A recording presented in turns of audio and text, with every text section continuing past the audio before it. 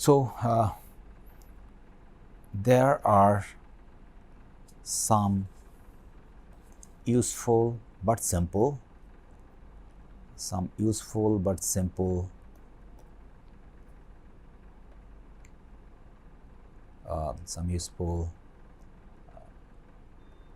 simple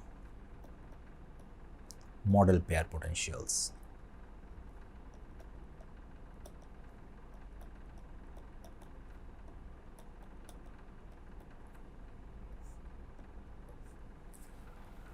So some useful simple model pair potentials are the following. One such model pair potential is called Hertzsprung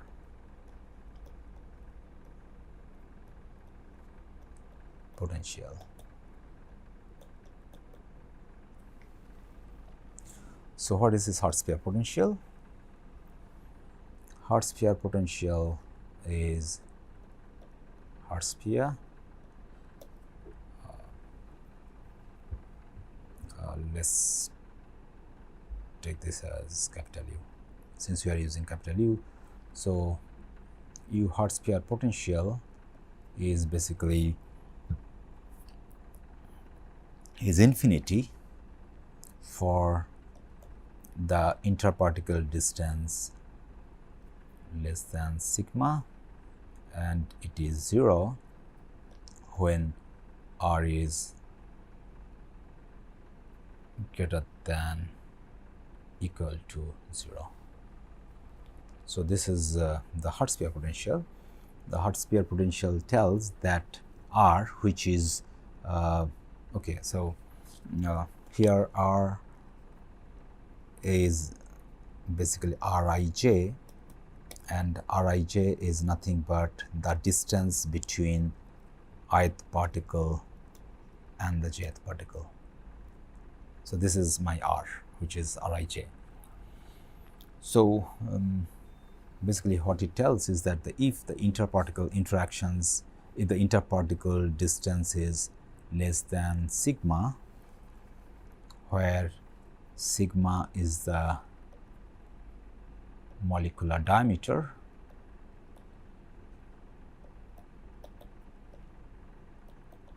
I would say atomic diameter,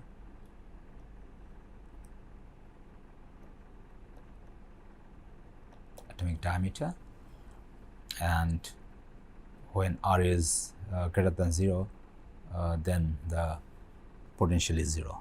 So if you draw this, how would the potential look? So if I have to draw U Hertzsprung versus R, how will the potential look like? The potential, so basically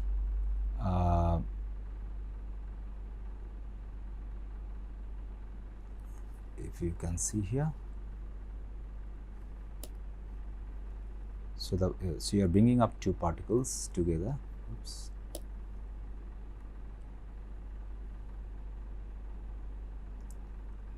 And then so it is like this. So this is our sigma.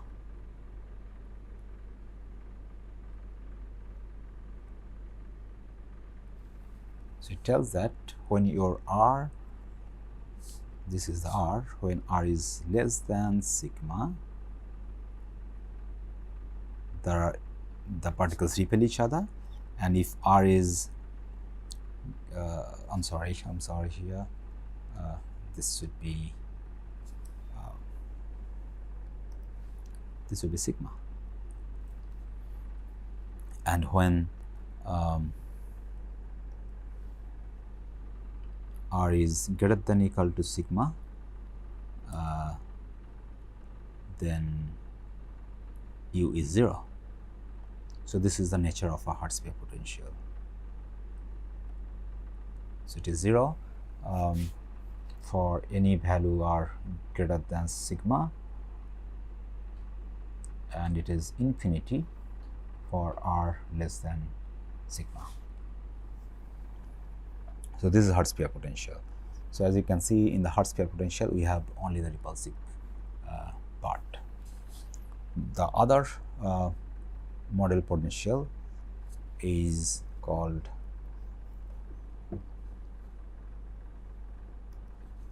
square well potential.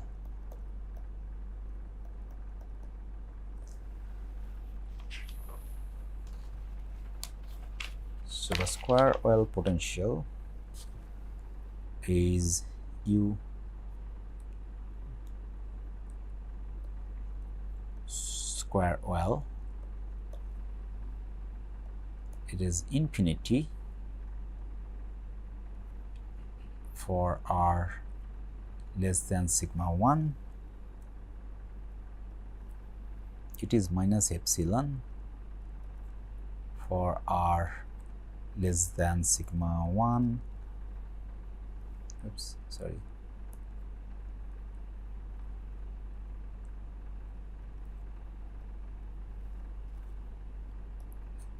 Greater than sigma 2, and it is 0. Let's put something like this.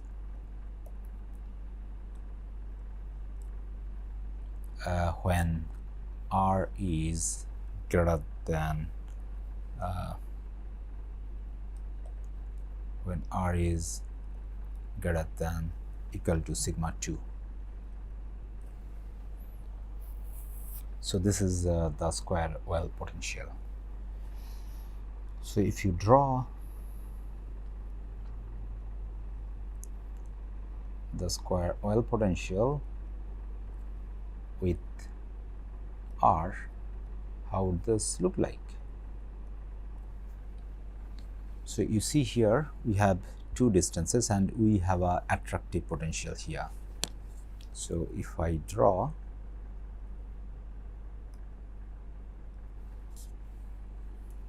so for r greater than sigma 2, the potential is 0. So potential basically goes, this is my u is equal to 0. So this is my u is equal to 0. This is the negative and this is the positive side of the u.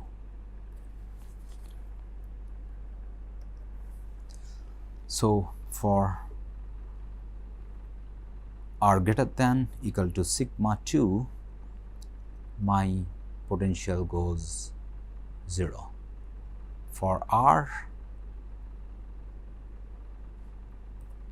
less than sigma, so sigma 2 and between sigma 1, it is minus epsilon, and when it is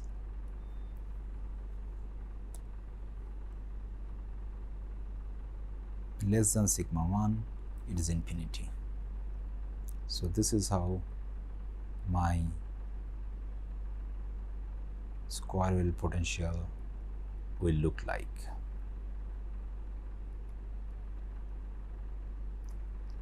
Where is epsilon? So this is epsilon. This distance is the sigma 1,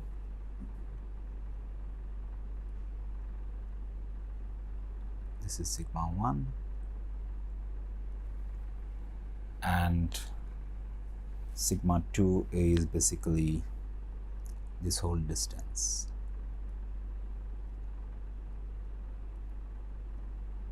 This is sigma 2.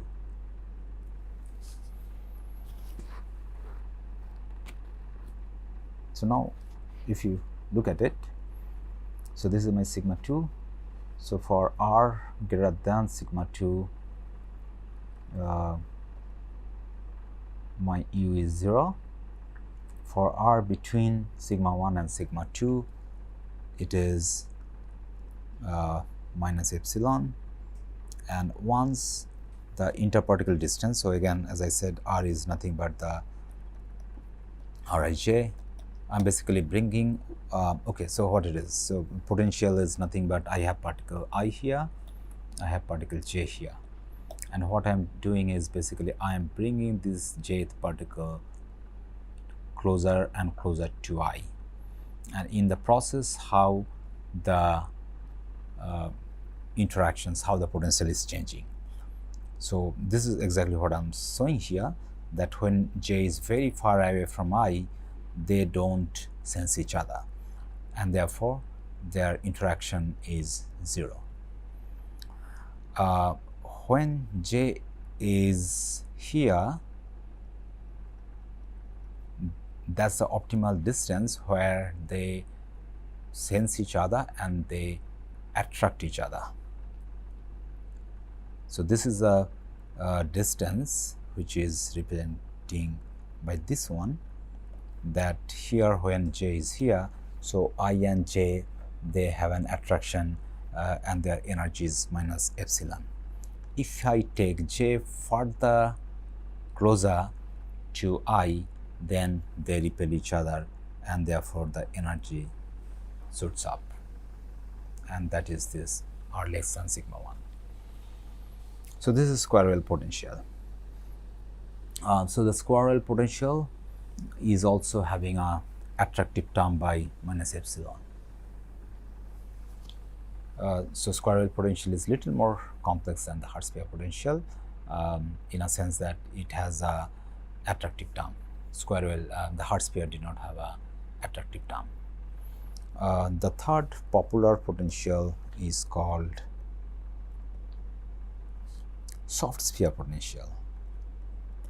Soft sphere potential. And the soft sphere potential is equal to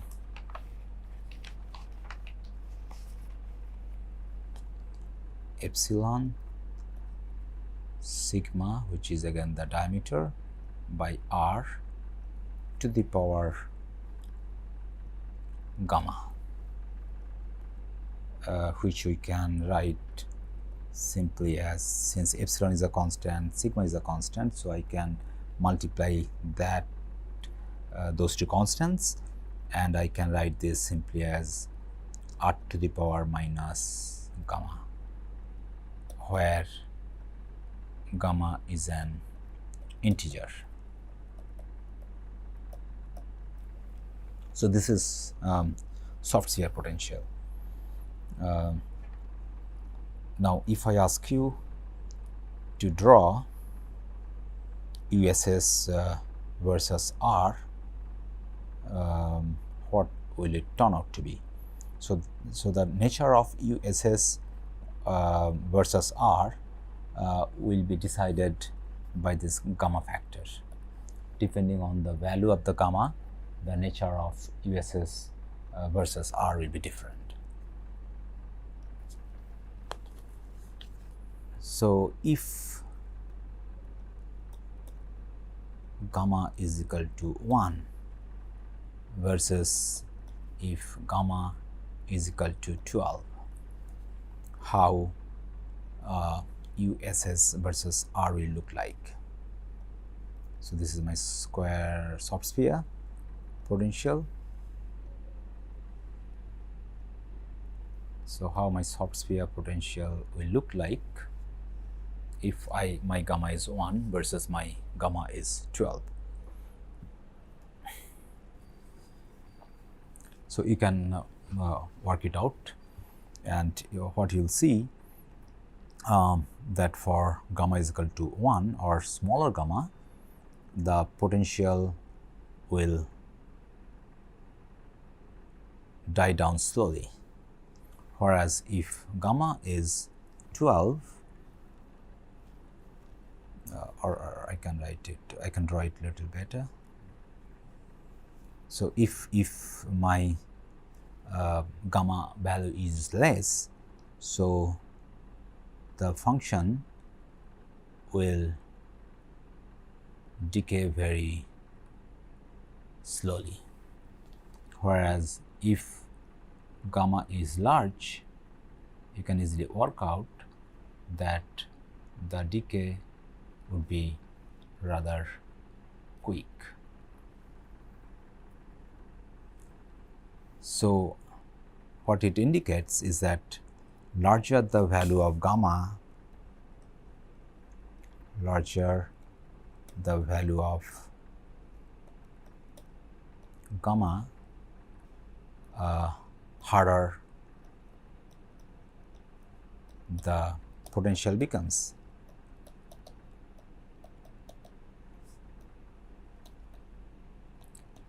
That means, as you increase the gamma value, the soft sphere potential turns out to be a hard sphere potential. So, at high value of gamma, soft sphere potential and hard sphere potential will have almost the same nature. So, all the three potentials, the model potentials what we have seen, everyone has some advantage and also have some disadvantages. Hard sphere and soft sphere potential, they do not have any attractive term. Square well had an attractive term because it has a minus epsilon when r is between sigma 1 and sigma 2. But the problem of square well potential is that even though it has an attractive term, but the potential is not a continuous potential. It is a discrete potential. Same is with the hard sphere. The square well potential, soft sphere potential is more continuous compared to the hard sphere or the square well potential. But here the problem is the soft sphere does not have an attractive potential. But most of the particles what we see in reality and the biomolecules, they do have both an attractive and a repulsive interactions. So, they have attractions at the equilibrium distance, and then they repel at a distance shorter than that. And they stay at an equilibrium distance because that is the optimal distance where attraction and repulsion is basically balanced out. So, therefore, each particle in practice, in reality, does have an attractive and repulsive potential. And therefore, scientists look for other model potentials where we have both attractive and repulsive, plus the potential is continuous, not the discrete potential like square well. And therefore, the next potential, which is the most popular and widely used, is called the Lennard-Jones potential. Sorry.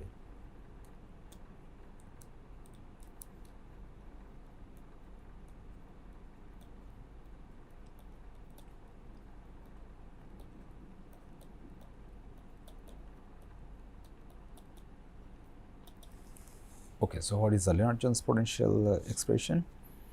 So, the Lennard-Jones potential is ULJ R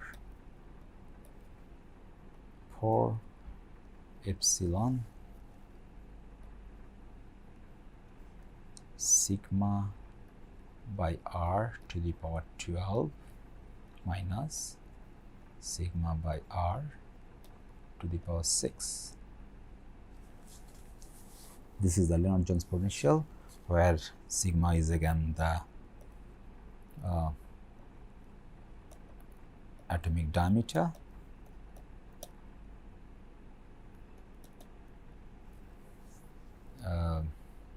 so basically why they repel each other. So basically you have one particle, and if you go back to the hard sphere potential, so this is one particle I, and the other particle is J. So basically here to here is the sigma, this value is nothing but a sigma. So, when the particles basically try to penetrate each other, the potential shoots up, and epsilon is basically the it's an energy function.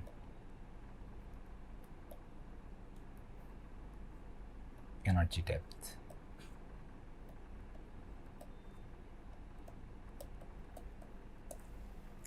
So, if we draw Lj versus R, how would this look like?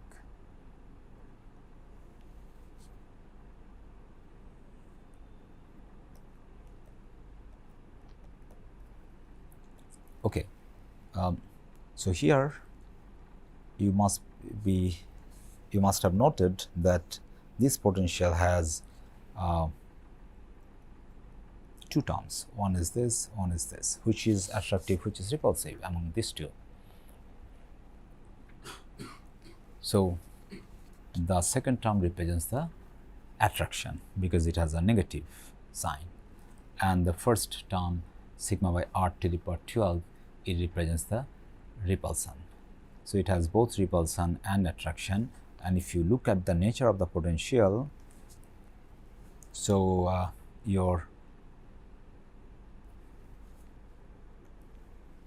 sigma by r to the power 6, if you draw it, it would represent something like this. This is basically the sigma by r to the power 6 term. This is my 0, and if you draw the other one,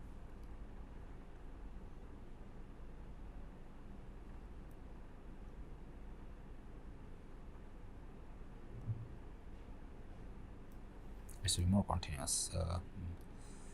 My drawing needs to be better. So, if you draw this one, this should be more like this, and if you merge them together, the Lennard-Jones potential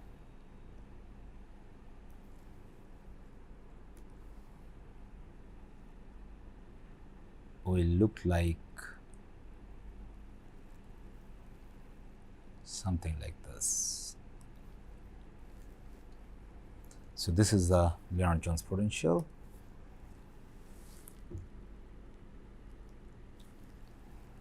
where this depth is the epsilon,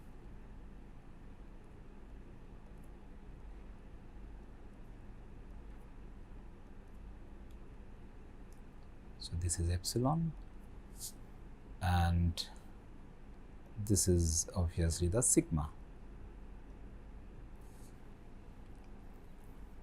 and this is the sigma by r to the power 12 term, the repulsive part. So, as you see here, so the U Lennard-Jones over R is a continuous potential. So, the potential is very continuous. So, when you are bringing jth particle to the ith particle, and that is how so here is your jth particle and here is your ith particle, and when you are bringing j to I,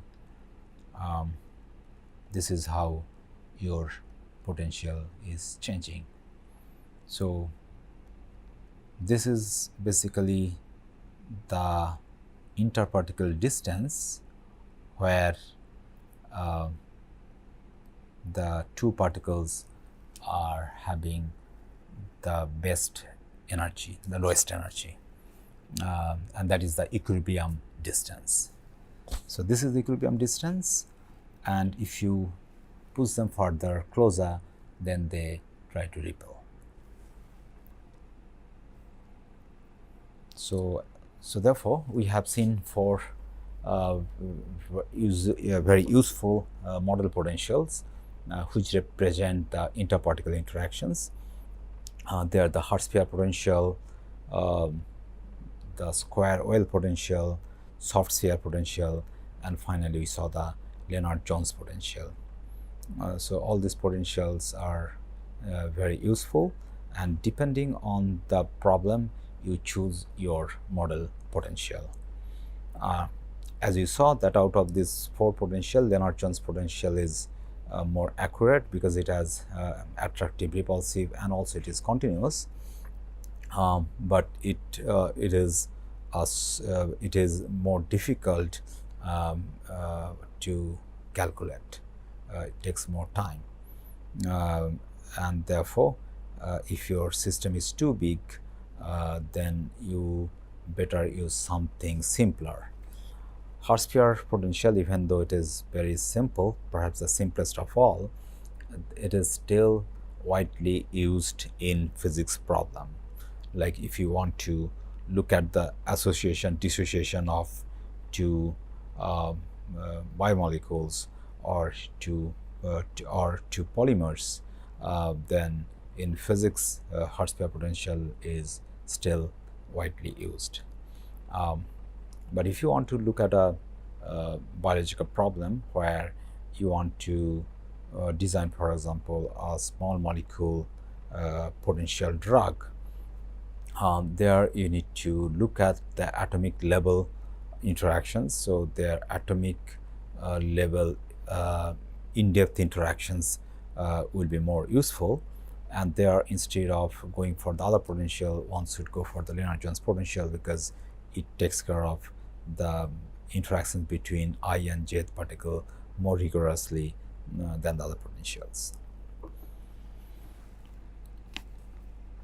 One thing I should have mentioned before, that all these model potentials what we have discussed so far, these are applicable for atomic systems.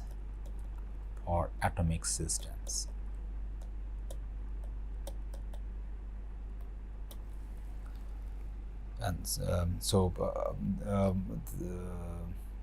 for example, liquid argon, if you want to use any of these potentials and find out the potential energy or any other thermodynamic quantity of liquid argon, you can easily use one of these model potentials. We'll talk about it when how it changes to the molecular system. So these potentials what we have written are for atomic systems. Now we'll see if we have a system where particles are ionic. So if particles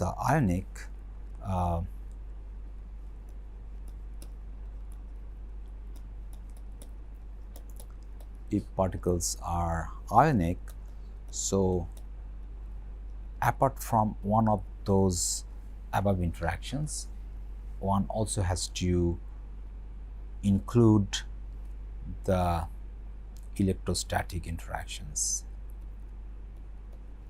which is Zi Zz by 4 pi epsilon 0 Rij, where Zi Zj, they are the atomic charges,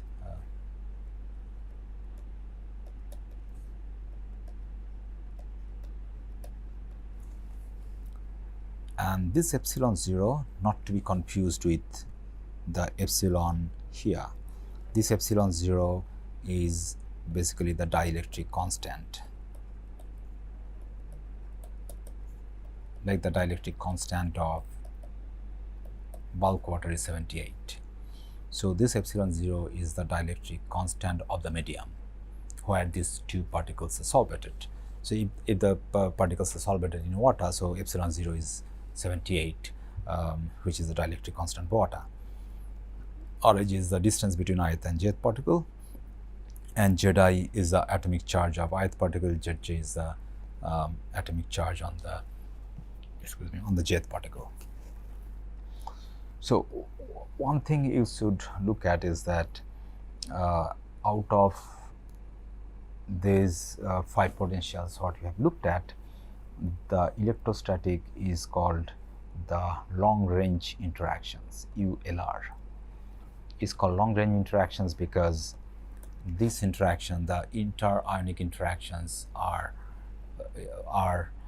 experienced by the particles even when they are quite apart. Whereas hard sphere, square whale, soft sphere and Lennard-Jones particles are the short range potentials.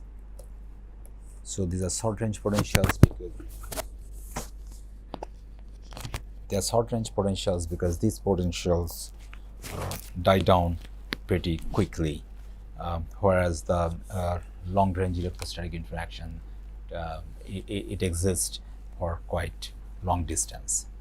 So when your particles are ionic, so you should use one of this short range potential plus you should use this long range. So your total U for a so total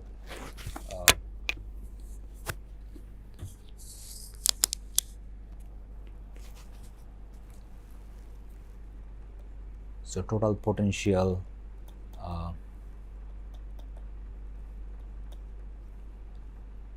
for an ionic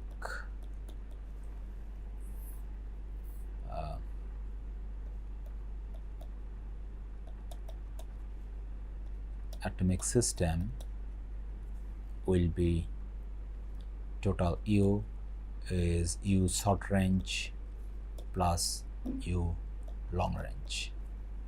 So your U short range could be, you can take Lennard-Jones plus here you can take U electrostatic, which is a Coulomb. So the previous this is nothing but the Coulomb's law. This is the Coulomb's law.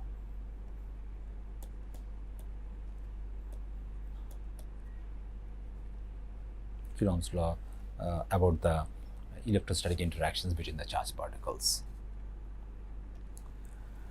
Okay, so this is what we have discussed so far is for the atomic system, but in biological